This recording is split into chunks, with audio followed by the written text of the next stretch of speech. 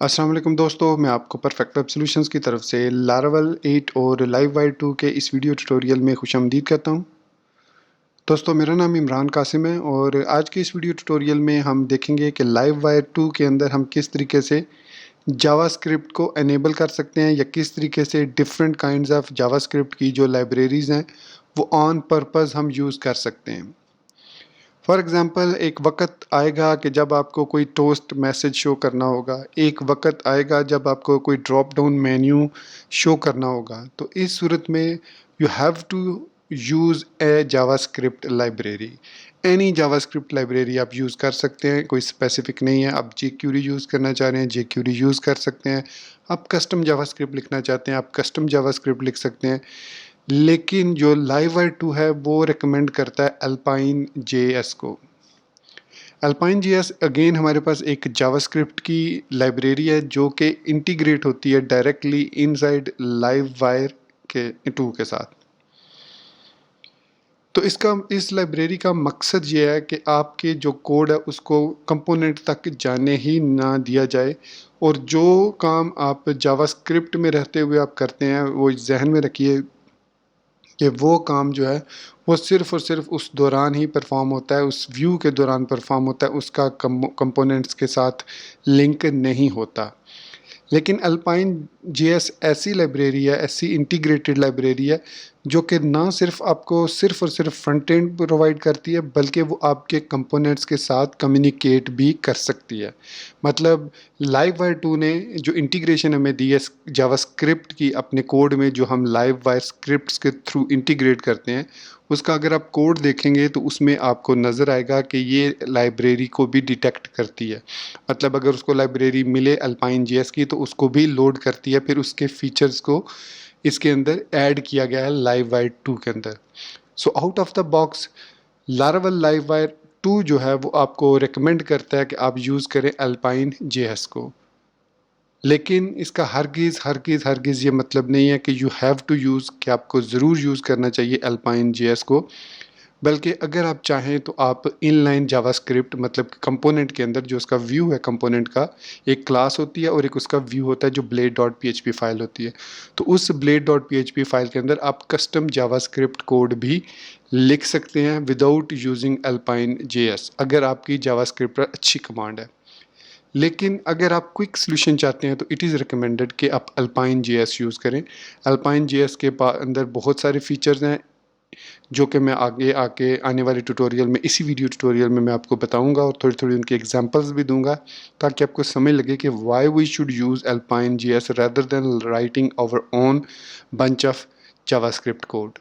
तरीके मैं दोनों बताऊंगा, कस्टम कोडिंग करके भी बताऊंगा और उसको सेम कोड को हम अल्पाइन जेएस के थ्रू भी परफॉर्म करना सीखेंगे।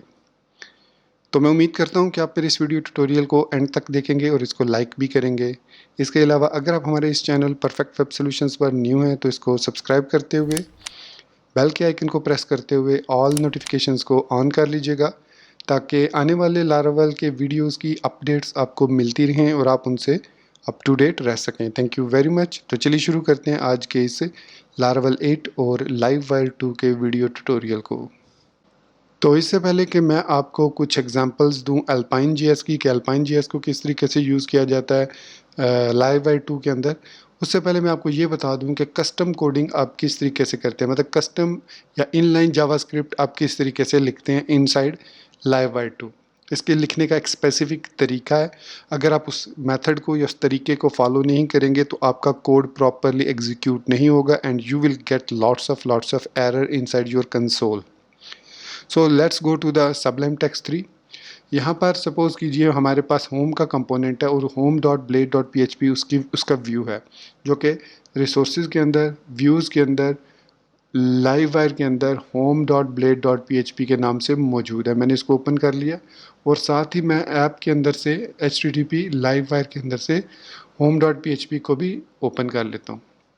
तो ये दो टैब्स हमारे पास यहाँ पर सक्सेसफुली ओपन हो चुकी हैं, home dot blade dot P H P और home dot P H P. अब इस home dot blade dot P H P के अंदर हमारे पास फर्दर 4 कंपोनेंट्स लोड हो रहे हैं। मैं इनको फ़िलहाल कमेंट आउट कर देता हूँ, इनकी हमें फ़िलहाल ज़रूरत नहीं है। तो अगर मैं स्लैश होम पे आता हूँ यहाँ पर, तो यहाँ पर हमारे पास 2 टेक्स्ट बॉक्सेस हैं, एक रिज़ल्ट है और एक बटन है। So that's enough to explain things. तो मैं यहाँ पर कंसोल को ओपन कर लेता हूँ, डेवलपर टूल बार को ओपन कर लेता हूँ और यहाँ पर हम कंसोल में आ जाते हैं। अब जो भी मैसेजेस होंगे वो यहाँ पर आपको कंसोल के अंदर मिल जाएंगे। मैंने इसको भी थोड़ा सा जूम कर लिया। अब ये जो होम कंपोनेंट है ये करता क्या है, ये 2 नंबर्स लेता है आपसे और उनको रिजल्ट हमें आउटपुट के तौर पर शो कर देता है स्क्रीन पर। That is simple. अब अगर यही काम मैं जावास्क्रिप्ट के थ्रू करना चाहूँ तो किस तरीके से करूँगा कि इसमें कंपोनेंट इन्वॉल्व्ड होगा और वो कंपोनेंट से ही डाटा लेकर आएगा, लेकिन उसमें रिक्वेस्ट सेंड नहीं होगी।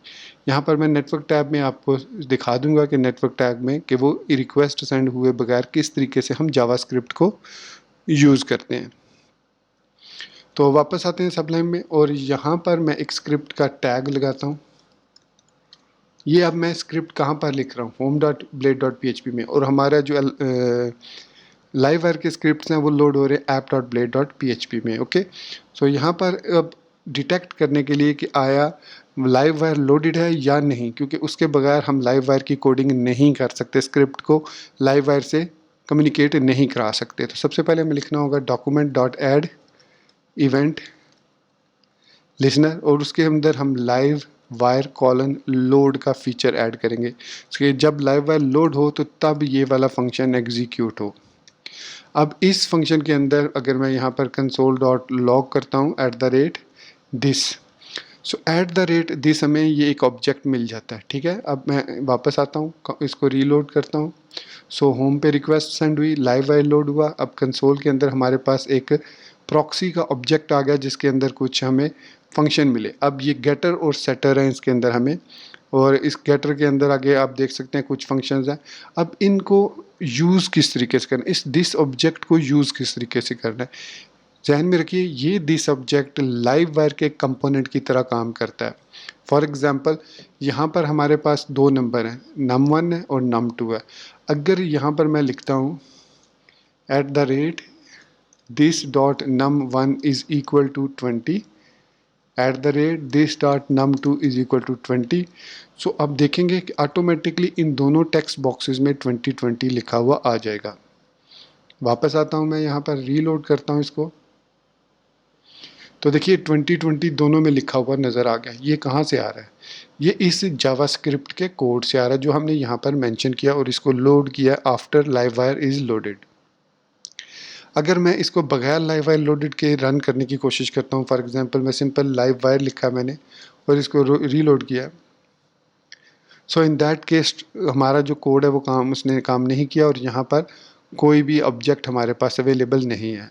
सो इसलिए अब ये दिस डॉट नम ने कोई वैल्यू सेट नहीं की, लेकिन जब हमने लोड का मतलब लाइव वायर लोड का यूज़ किया इवेंट, तो इसने हमें 2 जो है वो 2020 यहाँ पर दे दिया। इसके अलावा अगर मैं यहाँ पर लाइव वायर लिखता हूँ तो आप देखेंगे कि लाइव वायर का हमारे पास यहाँ पर एक कनेक्शन क्रिएट हो चुका है जिसके अंदर हमारे पास कंपोनेंट्स वगैरह सब कुछ अवेलेबल है, जिसकी मदद से हम लाइव वायर से कम्युनिकेट कर सकते हैं थ्रू जावास्क्रिप्ट।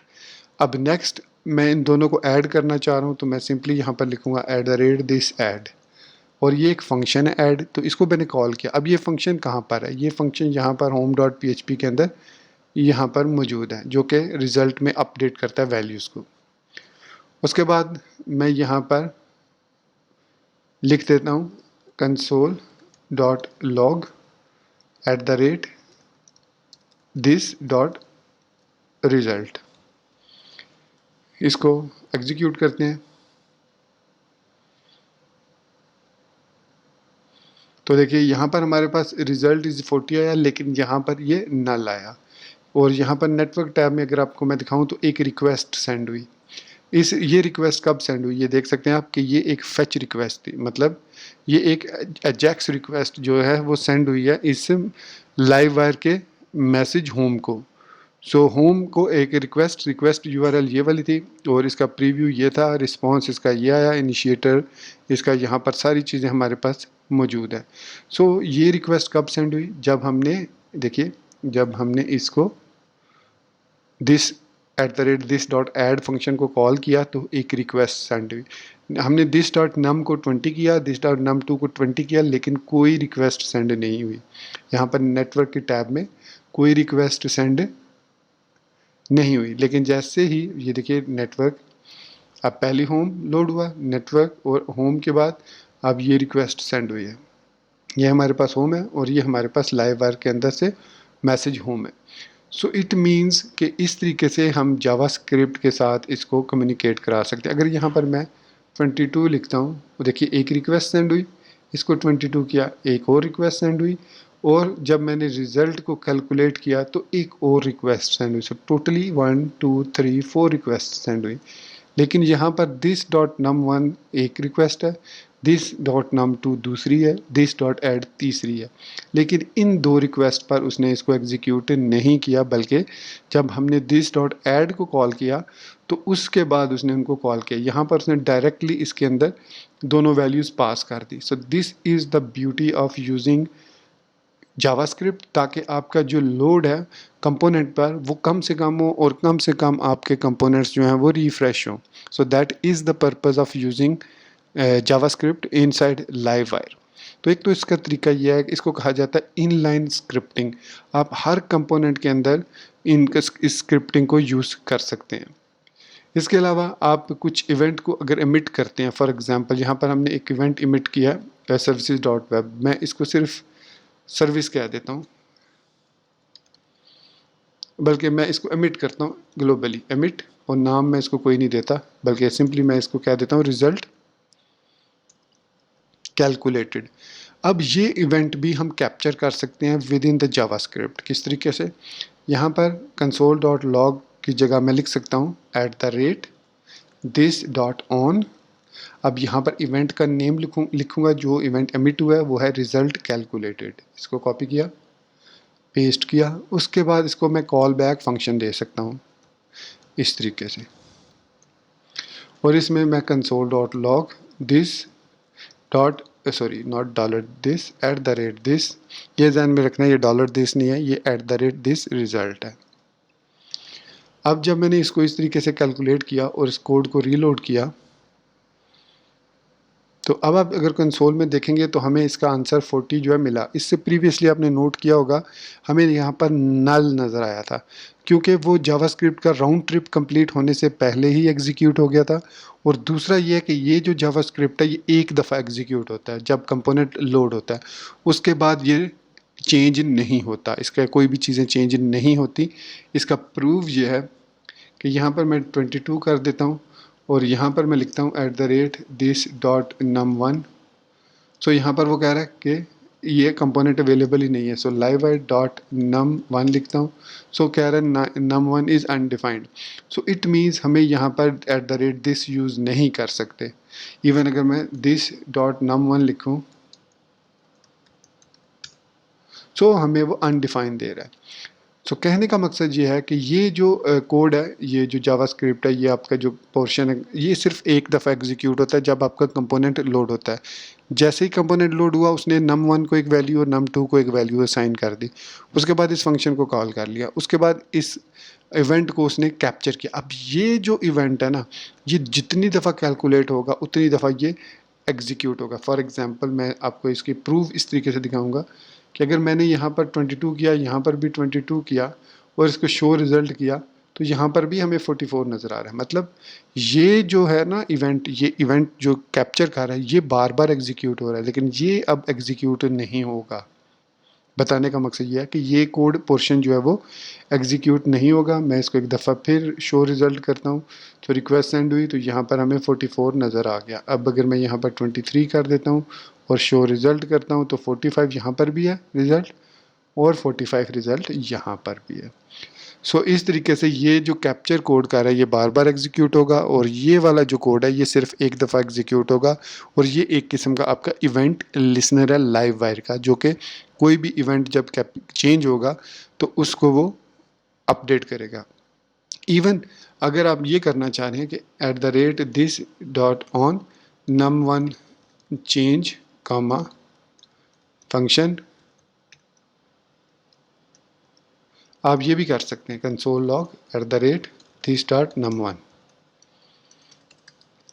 अब ये क्या चीज़ मैंने की है, ये जो num1 चेंज्ड है ना, ये बेसिकली एक इवेंट है। जो इवेंट कब ट्रिगर होगा, ये इवेंट ट्रिगर होगा जब आप पब्लिक फंक्शन अपडेटेड को कॉल करेंगे, जो कि एक लाइफ साइकिल लूप है ऑन num1। सो इस सूरत में हमारे पास यहाँ पर num, so this num1 is equal to num,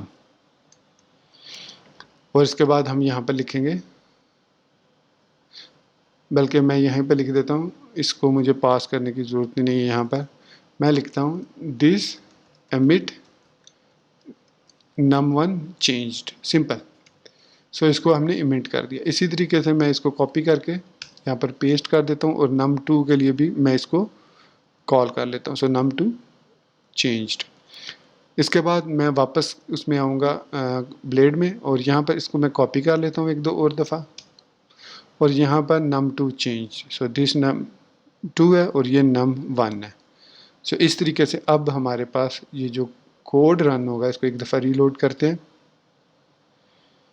सो 20, 20, 40।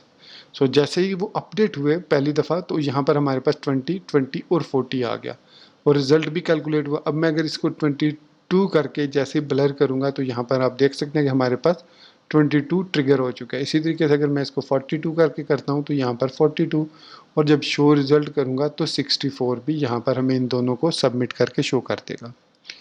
सो इस तरीके से आप यूज़ कर सकते हैं जावास्क्रिप्ट, इनलाइन जावास्क्रिप्ट किसी भी कंपोनेंट के अंदर, और उनको कम्युनिकेट करा सकते हैं विद योर क्लास, और क्लास का डाटा यहाँ पर रिकैलकुलेट कर सकते हैं। इस तरीके से आप इवन उन फंक्शंस को भी कॉल कर सकते हैं।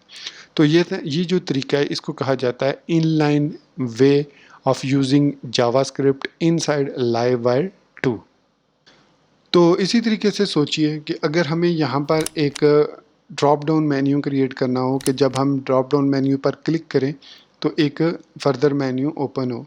अभी हम कोई भी जावास्क्रिप्ट jQuery वगैरह यूज़ नहीं कर रहे, बूटस्ट्रैप यूज़ नहीं कर रहे। मैंने कहा था स्टार्ट में कि अगर आप यूज़ करना चाहें तो आप यूज़ कर सकते हैं, एंड इट विल वर्क। लेकिन छोटे छोटे कामों के लिए अगर आप बड़े बड़े फ्रेमवर्क्स यूज़ करना शुरू कर देंगे, तो आपकी वेबसाइट पर एक लोड पड़ेगा, आपकी वेबसाइट स्लो होगी, क्योंकि बूटस्ट्रैप में से सिर्फ आप एक फ़ीचर यूज़ करना चाह रहे हैं। फिर अगर आप jQuery का एक छोटा सा प्लगइन यूज़ करना चाह रहे हैं, then you have to load the jQuery first. उसके बाद वो 4 लाइनों का कोड आप एग्जीक्यूट करेंगे, जो कि jQuery का प्लगइन है, जो कि कहता है पॉपअप मेन्यू क्रिएट करता है, या जो आपका ड्रॉप डाउन मेन्यू क्रिएट करता है। तो इसके लिए आपको कोड लिखना पड़ेगा। इसी वजह से जो बूटस्ट्रैप 5 रिलीज़ हो रहा है, उसमें jQuery को ख़त्म कर दिया गया, और उसकी जगह पर प्लेन जावास्क्रिप्ट कोडिंग की गई है तमाम फंक्शनैलिटी के लिए। क्योंकि ये उनके भी जहन में था, बूटस्ट्रैप वालों के जहन में भी था, कि भाई एक छोटा सा काम करने के लिए एक ड्रॉप डाउन मेन्यू बंदे ने लगाना है, तो उसके लिए उसको jQuery पहले लोड करना है, फिर उसके बाद उसने उसको प्लगइन को लोड करना है। So it's a hell of time, it will reduce your website speed as well. Optimization नहीं होगी स्पीड आपकी वेबसाइट की। तो इसके दो तरीके हैं आपके पास, या तो आप एक मिनिमलिस्ट लाइब्रेरी यूज़ करें, या आप एक ऐसी लाइब्रेरी यूज़ करें जो प्योरली जावास्क्रिप्ट में लिखी गई हो। मेरा मतलब है, आई नो कि जो jQuery है वो भी प्योरली जावास्क्रिप्ट में लिखी गई है, लेकिन उसमें बहुत ज़्यादा फीचर्स हैं, जो उनमें से 80% फीचर्स हम यूज़ ही नहीं करते अपनी वेबसाइट्स में, लेकिन हमें लोड करना पड़ता है उसको। उसके साथ bootstrap.js है, जैसे टोस्ट का फंक्शन है, हम टोस्ट यूज़ ही नहीं करते अपनी वेबसाइट्स में, कहीं पर भी नहीं यूज़ करते। बहुत रेयर यूज़र्स हैं जो टोस्ट का यूज़ करते हैं, या जो टाइटल को यूज़ करते हैं, या जो टाइटल लेफ़्ट राइट करते हैं। तो बहुत सारे ऐसे फीचर्स हैं जो हम यूज़ नहीं करते। तो इसलिए हमें या तो रिलाई करना पड़ता है इनलाइन जावास्क्रिप्ट पे, या फिर ऐसी लाइब्रेरी पे, ऐसी जावास्क्रिप्ट जो ग्राउंड से अप पे लिखी गई हो, जिसमें कोई थर्ड पार्टी प्लगइन की हमें ज़रूरत ना पड़े। जैसे ड्रॉप डाउन मेन्यू बनाना है तो हमें ज़रूरत ना पड़े jQuery की। तो ये चीज़ बूटस्ट्रैप 5 ने ऑलरेडी अचीव की है। उन्होंने उसमें jQuery को टोटली वैनिश कर दिया। You don't need to use jQuery inside Bootstrap 5। Although अभी वो अल्फ़ा रिलीज़ में है, जैसे उसकी फाइनल रिलीज़ होगी, रिलीज़ कैंडिडेट आएगा, I will make a crash course on that one as well. So वापस आते हैं लाइववायर 2 की तरफ। तो मैंने अभी थोड़ी देर पहले आपको तरीका बताया जावास्क्रिप्ट यूज़ करने का। अब उस तरीके को इस्तेमाल करते हुए अपना ड्रॉप डाउन मेन्यू ईजिली बना सकते हैं, लेकिन उससे भी आसान तरीका है यूजिंग Alpine.js। Alpine.js ना सिर्फ आपको फ्रंट एंड प्रोवाइड करता है कि आप फ्रंट एंड के अंदर रहते हुए काम करें, बल्कि जो लाइव वायर का ऑब्जेक्ट है, जो लाइव वायर है, वो डायरेक्टली कम्युनिकेट भी करवाता है Alpine.js को अपने कंपोनेंट्स के क्लास के साथ। मतलब किसी भी फंक्शन के साथ जो आपने क्रिएट किया हुआ है इनसाइड कंपोनेंट क्लास फाइल, आप उसके साथ कम्युनिकेट करा सकते हैं Alpine.js को। होपफुली यहाँ तक आपको Alpine.js का एडवांटेज का समझ आ गया होगा कि why we should use Alpine.js।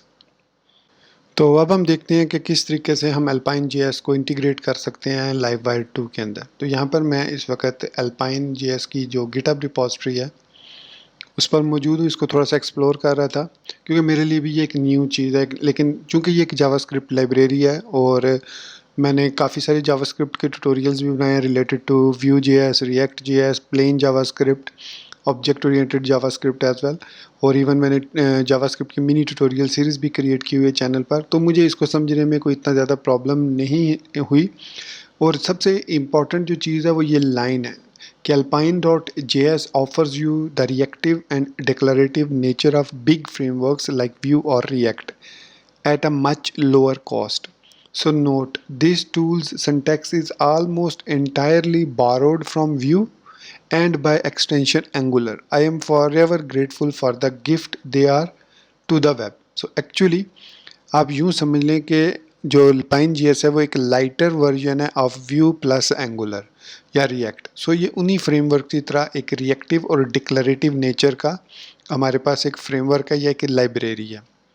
तो इसको यूज़ करने का तरीका बहुत ही सिंपल है कि आपने इसको इंक्लूड करना है अपने प्रोजेक्ट के अंदर ईदर यूजिंग npm और by just adding the CDN। तो सो प्रेफरेबल मेथड जो है यहाँ पर इस सिचुएशन में वो है CDN। तो इस वक्त लेटेस्ट जो CDN वर्जन है वो 2.7.0 है। अगर आप इस CDN को ऐड करेंगे तो जो भी लेटेस्ट वर्जन आएगा, फॉर एग्जांपल कल 2.8 आ जाता है तो ये उसको इंक्लूड करेगा, which is not always recommended, क्योंकि हो सकता है उसमें कोई ऐसी चेंजेस आ जाएं जो आपकी वेबसाइट को ब्रेक कर दें। So it is always recommended to use the current latest version या जो वर्जन कंपैटिबल है उस वर्जन को यूज़ करें। सो ये जो लेटेस्ट वर्जन है ये कंपैटिबल है लाइववायर 2 के साथ। तो मैं इसको कॉपी करूँगा। कॉपी करने के बाद मैं इसको app.blade.php के अंदर लाइववायर स्क्रिप्ट्स के बाद यहाँ पर ऐड कर लूँगा।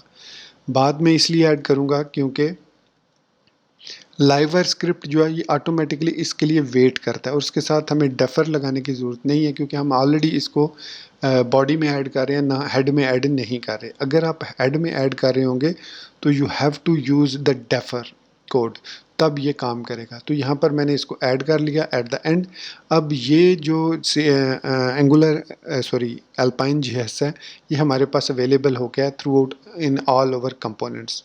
इसको यूज़ कैसे करते हैं एक दो एग्जांपल मैं आपको दे देता हूँ जो कि यहीं से Alpine.js की डॉक्यूमेंटेशन में यहाँ पर अगर स्क्रॉल डाउन करूँ तो यहाँ पर ये हमें 14 डायरेक्टिव्स देता है और 6 मैजिकल प्रॉपर्टीज़ हैं।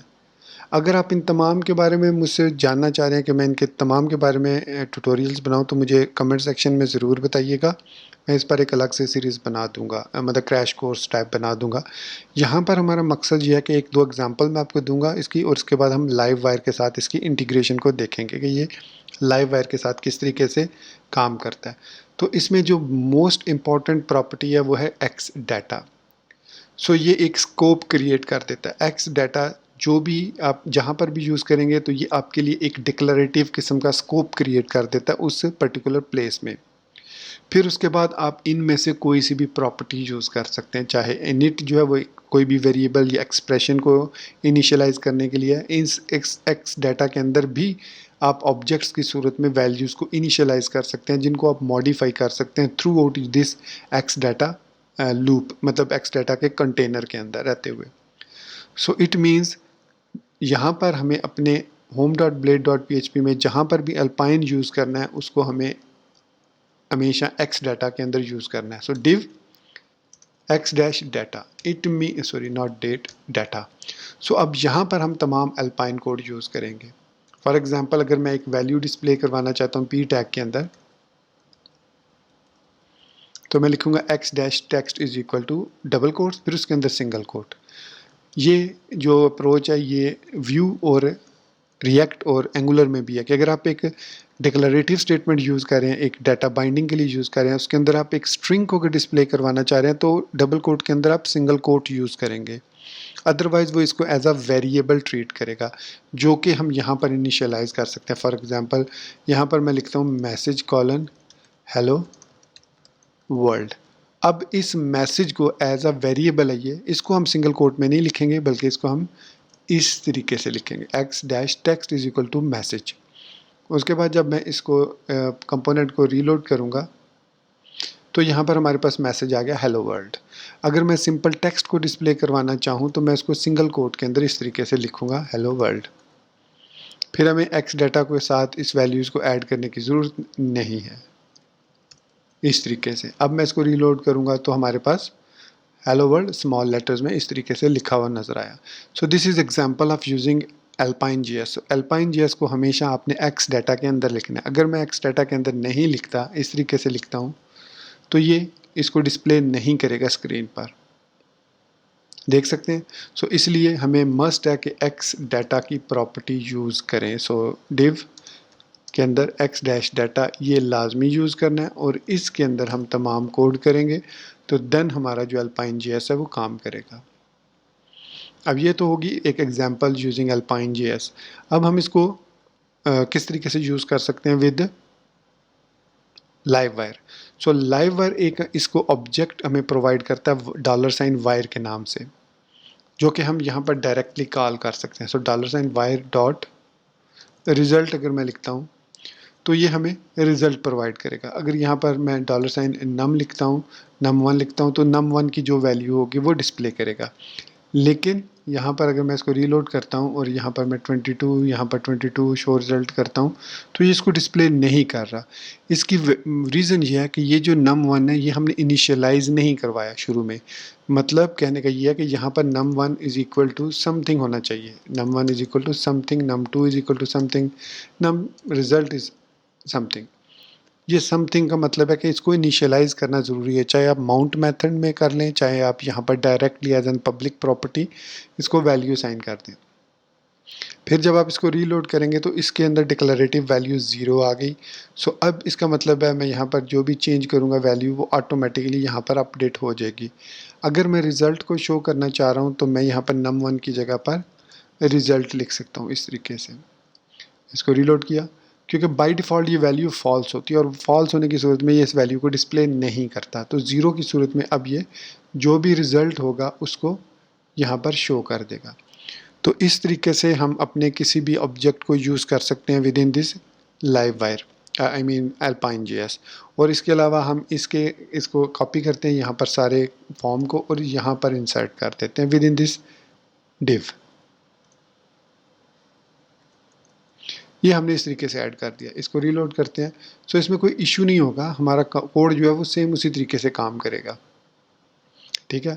लेकिन इसमें हमें एडवांटेज ये हुआ कि अब अगर हम यहाँ पर फॉर्म यूज़ नहीं करते, सिंपल इनपुट्स यूज़ कर रहे हैं इस तरीके से, और बटन टाइप सबमिट हमने यूज़ करने की ज़रूरत नहीं है। हम यहाँ पर लिख सकते हैं @क्लिक।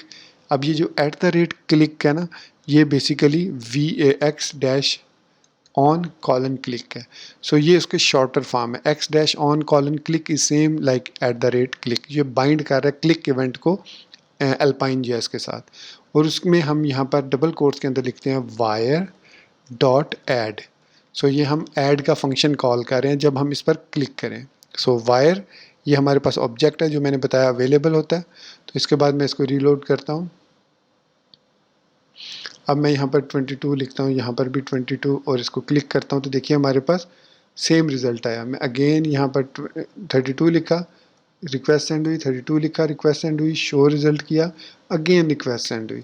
सो अब हम यूज़ कर रहे हैं @click event which is of alpine JS. तो यहाँ पर हम अल्पाइन जेएस को अपने कंपोनेंट के साथ डायरेक्टली कम्युनिकेट करवा रहे हैं। तो ये वो तरीका होता है जिसके ज़रिए हम अल्पाइन को यूज़ कर सकते हैं कंपोनेंट्स के दरमियान, और उसको इनिशियलाइज़ भी कर सकते हैं और उसकी वैल्यूज़ को चेंज भी कर सकते हैं जैसे भी हम चेंज करना चाहें। इसके अलावा भी काफ़ी सारे फीचर्स हैं जिसके इसके कंपोनेंट्स के, हम कंपोनेंट्स को हिस्सों में डिवाइड कर सकते हैं और किसी भी हिस्से को हम किसी भी दूसरे कंपोनेंट के अंदर कॉल कर सकते हैं एक्स डाटा के ज़रिए। तो काफ़ी सारे इसमें फ़ीचर्स हैं, लेकिन मैं यहाँ पर सिर्फ आपको ये बताना मकसद था कि अगर आप इस किस्म का फ़ीचर ऐड करना चाह रहे हैं कि यहाँ पर जो भी वैल्यू, फॉर एग्ज़ाम्पल अगर हम यहाँ पर राउंड ट्रिप लगाएं कोई नोटिफिकेशन, जैसे ये पी मैसेज है, इसको हम एक्स डैश शो कर देते हैं, एक्स डैश शो। अगर ये मैसेज को हम यहाँ से ख़त्म कर देते हैं क्योंकि अभी तो हम मैसेज को यूज़ नहीं कर रहे, so x dash show is equal to $, wire result. तो मैंने इसे कहा कि ये उस वक्त शो करो जब वायर डॉट रिज़ल्ट में कोई वैल्यू आ जाए, उससे पहले इसको शो मत करो। मैं इसको रीलोड करता हूँ। सो यहाँ पर अब आप देख सकते हैं कि वो हमारे पास जो ये पी टैग है, इसको मैं स्पैन टैग कह देता हूँ, ठीक है। ये हमारे पास जो स्पैन टैग है ये हाइड हो जाएगा, ठीक है, हाइड हो गया। तो इसको अगर मैं शो करना चाहूँ तो यहाँ पर मैं वैल्यू देता हूँ, यहाँ पर भी, और इसको क्लिक करता हूँ तो उसके बाद ये शो हो रहा है। ठीक हो गया कि अब हमने अल्पाइन जेएस की मदद से शो एंड हाइड का फीचर भी ऐड कर दिया अल्पाइन जेएस को यूज़ करते हुए। एक्स डैश शो लिखा, वो वैल्यू ट्रू होगी तभी ये रिज़ल्ट शो होगा, रिज़ल्ट इज़ जो भी रिज़ल्ट है। और यहाँ पर आप इसको अगेन यहाँ पर अगर मैं एक और स्पैन लगा देता हूँ और यहाँ पर x dash text is equal to fire dot result कर देता हूँ। सो इस पी को मैं यहाँ से ख़त्म कर रहा हूँ क्योंकि मकसद आपको समझाना है कि किस तरीके से हम इसको यूज़ करते हैं। सो स्पैन के अंदर मैंने इसको इसलिए ऐड किया ताकि ये इस रिज़ल्ट इस को ओवरराइड ना करे, इस वजह से। और एक्स शो में रिज़ल्ट की कोई वैल्यू आएगी तो वो इसको डिस्प्ले करेगा। तो यहाँ पर 22 लिखा, 22 लिखा, शो रिज़ल्ट किया एंड रिज़ल्ट इज़ 44। इस तरीके से हमारे पास शो हो गया। इसके अलावा जो अल्पाइन जेएस है हमें फ़ीचर्स जो प्रोवाइड करता है, वो इसके और भी एक इंटरेस्टिंग फीचर है ट्रांजिशन का। सो यहाँ पर देखिए x show dot transition in, मैं इसको कॉपी करता हूँ और जहाँ पर हमने एक्स डैश शो लिखा है वहाँ पर मैं इसको पेस्ट कर देता हूँ। सॉरी, आई थिंक कॉपी नहीं हुआ कॉपी किया, इसको यहाँ पर पेस्ट किया, ट्रांजिशन डॉट इन। अब मैं इसको रीलोड करता हूँ। अब मैं यहाँ पर कुछ भी लिखता हूँ और इसको रन करता हूँ। सो ये ट्रांजिशन इन होना चाहिए था, x dash show dot transition dot in, इसने क्यों नहीं शो किया। So only transition in x dash transition simultaneous fade and scale opacity 9.5 and only used for the opacity.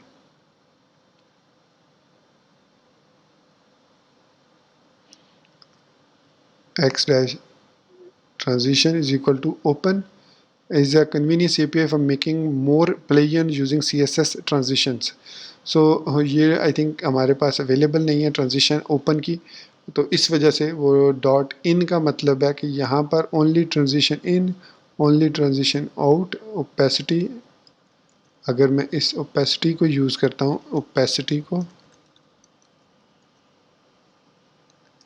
Reload किया,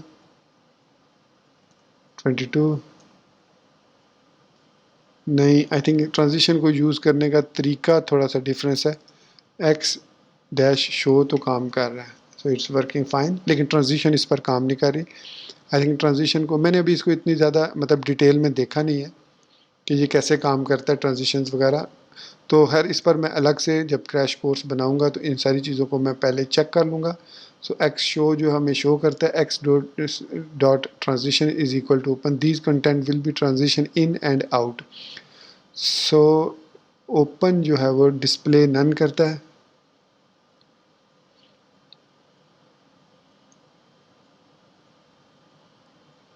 ओके। सो यहाँ पर वायर डॉट रिज़ल्ट की value क्या आ रही है, लेट्स सी कि वायर डॉट रिज़ल्ट की वैल्यू क्या आ रही है। यहाँ पर मैं इसको क्लिक करता हूँ सो एक्स डॉट शो में वायर डॉट रिज़ल्ट है और जो वैल्यू है वो रिज़ल्ट इज़, और यहाँ पर ये रिज़ल्ट वायर 44 डिस्प्ले कर रहा है। सो इट मीन इसमें वायर डॉट रिज़ल्ट में भी हमारे पास 44 होना चाहिए था। तो यहाँ पर मैं x data is equal to इसको कह देता हूँ जिस तरीके से हमने अभी ड्रॉप डाउन बनाया था, open false. So at the rate click हम यहाँ पर लिखते हैं open is equal to true और सेमी कॉलन और उसके बाद वायर ऐड। सो यहाँ पर हम लिखेंगे ओपन एक्स ट्रांजिशन। अब मैं इसको ट्राई करता हूँ।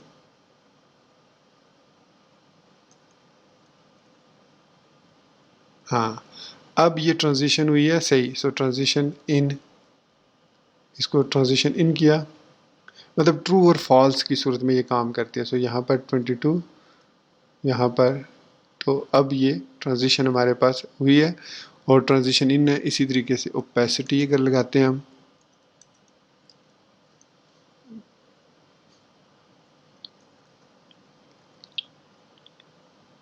तो अब हमारे पास ओपेसिटी का, इसके अलावा इसमें डिले का ऑप्शन है कि कितना डिले लगाना चाह रहे हैं आप, कितनी देर में हो। तो यहाँ पर I think duration dot transition dot duration 200 ms है।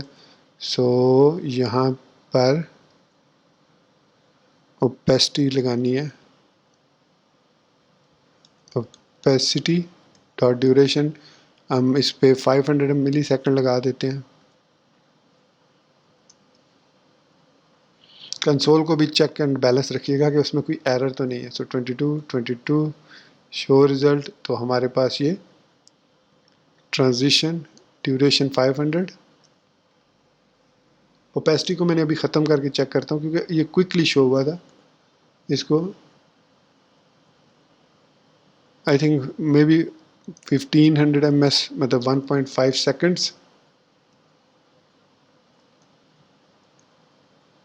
हाँ, अब ये आपने नोट किया होगा कि थोड़ा सा ये हाइड हुआ था, फिर उसके बाद ये शो हुआ था।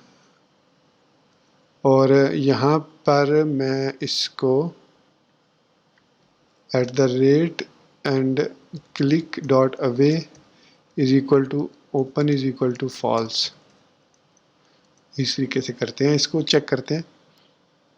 22 show result and there you go. आपने नोटिस किया होगा कि जैसे ही मैंने इधर क्लिक किया, ये ट्रांजिशन जो है वो थोड़ा सा इसने टाइम लिया। ट्रांजिशन डॉट इन, तो ये सिर्फ इन पर अब काम करेगी।